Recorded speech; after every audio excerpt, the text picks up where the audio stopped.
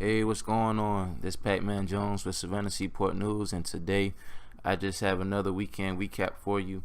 I'll just start it off with the BP explosion that happened Tuesday morning off of Derenne and Bull Street. An 87-year-old man by the name of James Lester was killed in a fiery wreck when his SUV collided with another car, and when his car hit, well, basically, the initial report said 61-year-old John Grogan was heading north on Bull Street, just right before the Derenne corridor when Lester attempted to cross the street in his Chevrolet Trailblazer. Grogan was unable to stop in time, and so the two vehicles collided.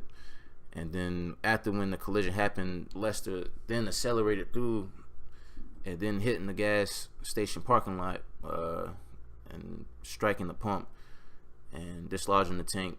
When that happened, that the car flipped, and when it flipped, it caught fire, and the firefighters had police blocking off streets like from Derenne and Montgomery Street to Abercorn when they was working on this incident, because it happened a little bit before 12 o'clock. And it was a huge fiery blaze. And also, Chantel Middleton was a truck driver from Beaufort. She pulled up at the BP gas station just minutes before, just to go to the restroom. And when she came out, she just noticed this big fire happening, and she was just like, hello, because she was just the only one left in the BP store. She also said she tried to approach the entrance of the BP door, but she could feel the heat on the handle, so she backed up, and then she started to feel the heat coming in, and she kind of went to the back of the store because she kind of felt the fear of an explosion happening, because she seen the SUV on fire from her point of view. But the firefighters rescued her, and she was satisfied, and she said that the firefighters was really nice. I rode past this BP gas station in my last video when I was on Bull Street.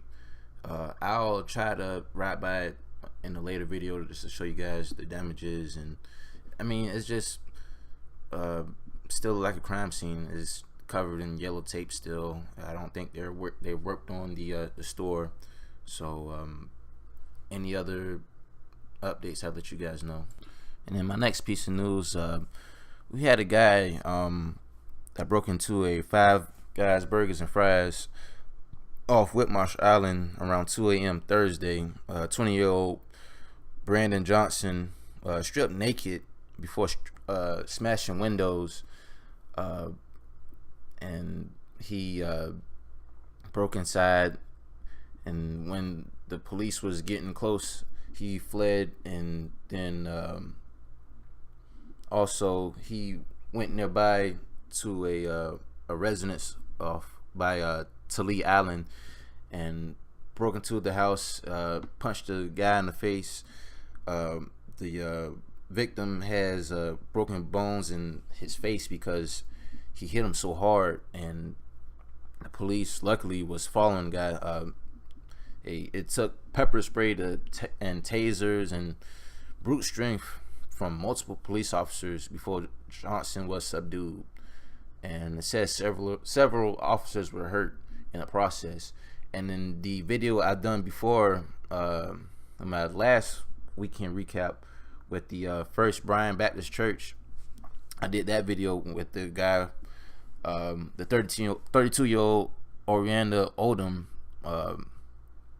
was in the Yamacraw Village Church when he broke inside the church and was just breaking things. And that happened on Sunday. Police saying that it's the drug called FLAKKA. I've been heard of this drug for years now. I mean, this drug isn't new. I mean, it's probably just now hitting Savannah, but this drug is really popular in like Miami, pretty much in like around the Florida areas.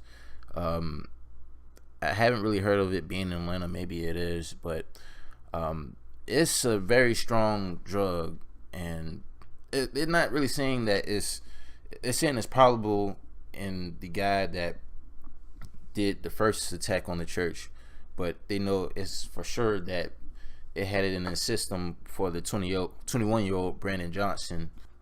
And Johnson has been charged with 2 counts of second-degree damages to property, aggravated assault and aggravated battery, burglary, and 2 counts of attempted removal of a weapon from a public official, and 3 counts of battery. And Flokka is a synthetic drug. I can't even try to pronounce this name. I'm gonna just post it up for you guys. Maybe you guys can pronounce it, but it's called alpha PVP for short, and it's similar to bath salts, according to the National Institutes of Health. And it's typically like white or brown crystal-like powders, and it's just like a cheap alternative for like a stimulant, like methamphetamine and cocaine. I mean, if you see this on the street, I mean, just don't take it. Just tell these guys, hey, put it down. I mean, I've heard of a attack where a guy, 19-year-old, he was on Flokka. Actually, his name is Austin Haroof. Reportedly beat and stabbed a man. This happened in Miami. Stabbed an elderly couple to death, and nearly killed another man and began eating on one of his victims' faces. Jesus, I'm pretty sure it can make you hallucinate and make you see different things. I'm pretty sure if you Google or YouTube Flokka, it'll show you some crazy stuff. So just be aware of what's going on. And also, we had a shooting Friday night off of West 36th and Montgomery Streets. Police say they found 29-year-old Daniel Landy suffering from a gunshot wound on the 2100 block of Montgomery Street just before 11:30 p.m. He was transferred to Memorial in critical, where he later died. Officials say at the crime scene occurred at least 2 locations, so I'm guessing he was chased, or there was some type of chase where it was 2 locations in nearby businesses and streets was shut down, and police are investigating the shooting, but no arrests have been made at this time. And I looked up this guy's name on Facebook just to see if he had a Facebook, so I uploaded one of his pictures. I'm gonna show you guys. So I'll just leave it at that, and if there's any other information I can give you guys at this time, I'll let you guys know. And I also have a Lamarville Park homicide update. They actually caught the guy Marquis Williams on Abercorn Street on Friday, in connection of killing 18-year-old Malik Jackson on August the 1st. He was caught by Metro Police Department's violent crime detectives and U.S. Marshals Southeast region. People were suspecting that he moved to Atlanta. My guess is if you never left Savannah, then you wanted to be caught. So more than likely they're gonna give he's already charged with murder, but he might be charged with more charges depending on what's going on. So hopefully this is my last update, because I know I've been giving updates on this for a long time, but if not, I'll keep you guys updated and let you know. And also, in another piece of news, Walter Terry Moon was sentenced to 2 life sentences plus 45 years for the 2000 12 Labor Day double murder that claimed the lives of Michael Bianco and Emily Pickens. Moon was found guilty of the double murder in June. He was convicted of 19 counts, including malice murder, felony murder, and aggravated assault. The victims were gunned down in by AK-47 rounds, 22 rounds fired from an AK, as the two people sat in Bianco's car. Moon had pleaded not guilty earlier, and also it says that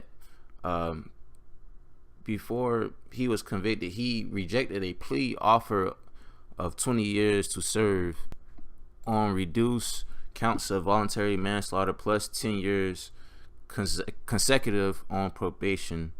Murder carries a mandatory life prison sentence, which may be without parole. He was told that before trial, if he was convicted on all counts, he faced a total of potential 2 life prison terms plus 55 years. He was sentenced to 45. Well, he was sentenced to 2 life sentences plus 45 years. So basically, he's not getting out of jail ever. He's gonna die in jail. And then my last piece of news: on Thursday, Savannah approved of the food trucks. They approved of the ordinance to allow the operation of food trucks on private property on commercial, mixed-use, industrial, and institutional zones, as long as they are 200 feet from a restaurant and in designated public spaces during the limited hours and special events. Approval of the revised alcohol ordinance that allows caterers to serve alcohol businesses to such as salons and provide complimentary glasses of wine or beer, and bar owners to open their businesses to 18 and 20-year-olds when live entertainment performances are happening. And it has some other things they approved, but this was the main one, the food truck. And a lot of people are happy. To get a permit is $150 for right now. I mean, I expect it to change pretty soon. And also, the city plans to open food truck applications in 30 days and hold the first lottery on October 1st, which will grant the winning food trucks opportunities to operate in certain designated public areas such as Daffin Park, says the city spokesman Brett Bell. So it looks like there's gonna be like a lottery that happens, and I guess they'll pull your name, and if you win, you will get to operate your food truck in certain areas, and nobody else can operate in your area. And that sounds pretty legit. I mean, that's good for a starting food business that only you can operate in this area. So hopefully, if you guys have any food truck businesses that you want to open, hey, the permit fee is $150 for now. If you want to get started in it, I'll say get you a permit first. So definitely look on that. And that's all the news that I have for this week. I'm gonna get to a lot more other things, a lot more other rappers that you want me to cover, like Walt Chamberlain, Chuck Raw. I'm gonna get to those guys. Like I said, I just have a lot of more time on the weekend to upload all my stuff that I really like. So I'll give you guys a lot of content this weekend. But this your boy Patman Jones with Savannah Seaport News, and stay tuned.